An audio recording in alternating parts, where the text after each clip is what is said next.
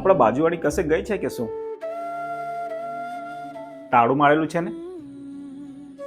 હા, એ ઘર છોડીને જતી રહી છે. ક્યાં, એના ઘરે?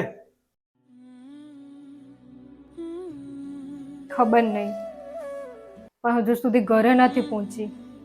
પણ એ ગઈ કેમ? ગઈકાલે રાતે એના પતિએ એને બહુ મારી. એના માથામાંથી લોહી પણ નીકળતું હતું.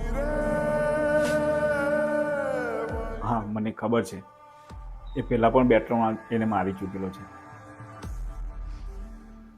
પણ એના ભાઈને કેમ નથી કહેતી એ?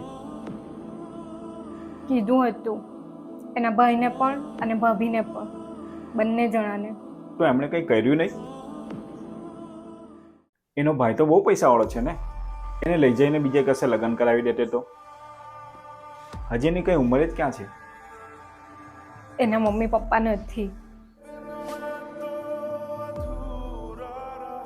પણ ભાઈ તો છે ને. તને સાંભળવામાં કદાચ અજીબ લાગશે, પણ એ સાચું છે. પિયરમાં પણ એ જ છોકરીઓની રાહ જોવાય છે જે સાસરામાં ખુશ હોય છે. નહીં તો સાસરામાં હારી ગયેલ છોકરી પિયરમાં પણ બોજ બની જાય છે.